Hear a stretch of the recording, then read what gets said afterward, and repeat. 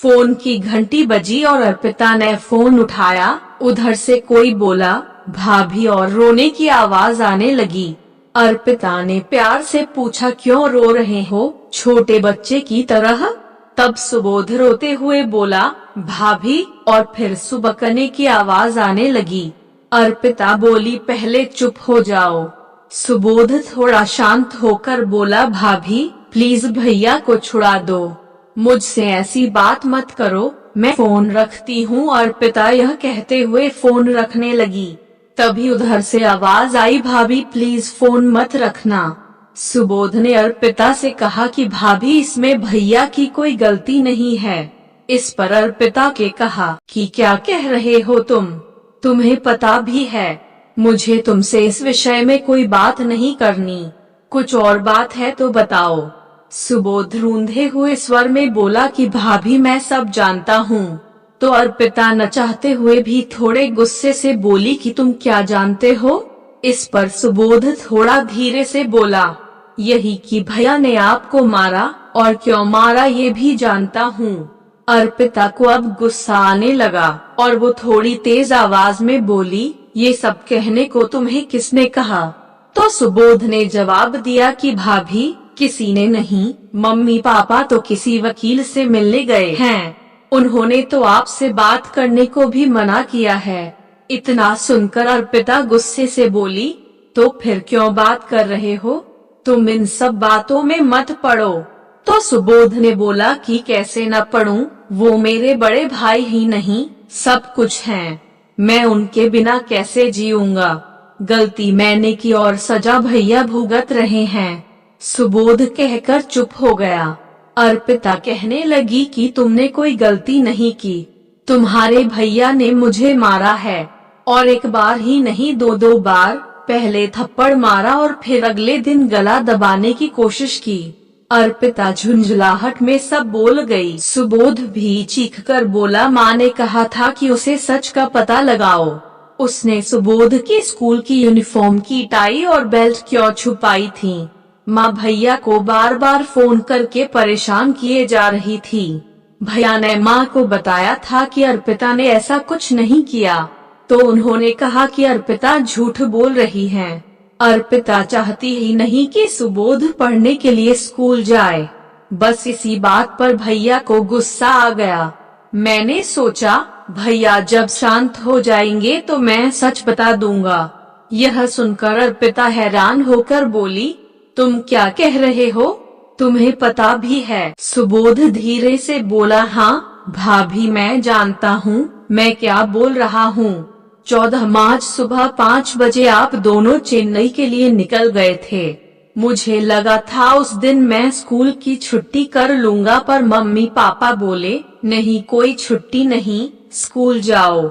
School में मेरा test था और मैंने याद नहीं किया था। मम्मी पापा को पता था कि बुधवार को स्कूल की यूनिफॉर्म की चेकिंग होती है, इसलिए मैंने टाई बेल्ट जल्दी से बेड में नीचे डाल दी और उनके साथ ही ढूंढने लग गया। बस ढूंढते ढूंढते समय कट गया और मैं स्कूल जाने से बच गया। लेकिन मेरी मम्मी को लगा कि आपने मेरा स्कूल की यूनिफॉर्म की टाई और बेल्ट छुपा कर गई हैं।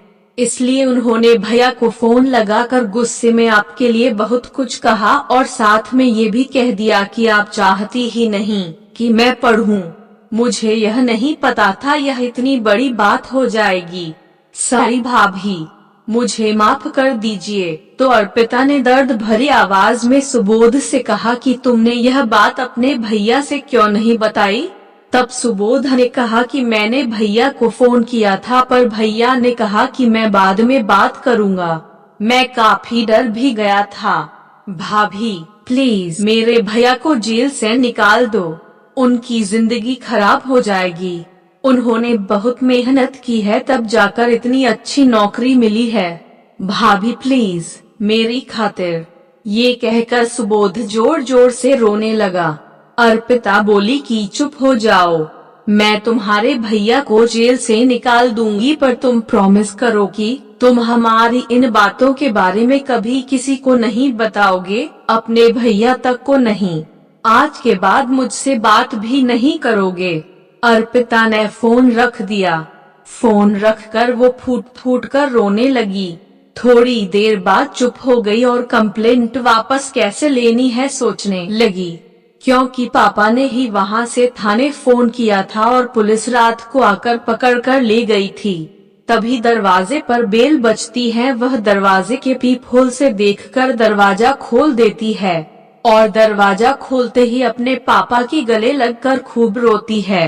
उसके पापा की भी आंखें नम हो जाती हैं। फिर उसके पापा उसे चुप करवाते हैं और उसे कहते हैं कि तैयार हो जाओ, थाने जाना है, FIR लिखवानी है। रात को सिर्फ तुम्हारे प्रोटेक्शन के लिए पुलिस उसे ले गई थी। अर्पिता पहले अपने पापा को पानी देती है और फिर चाय बनाकर लाती है। पापा कहते हैं चाय क्यों बनाई? अर्पिता कहती है पापा पहले मुझे आपसे कुछ बातें करनी है, और फिर वह बैठकर सब बातें बताती है। बातें सुनकर पापा एक गहरी लंबी सांस लेते हैं और कहते हैं कि तो अब तू क्या करना चाहती है? दुखी मन से पूछते हैं।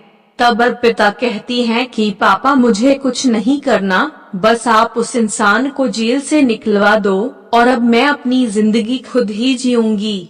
अभी आपके साथ आपके घर जाऊंगी और नौकरी करूंगी, बस अभी और कुछ नहीं।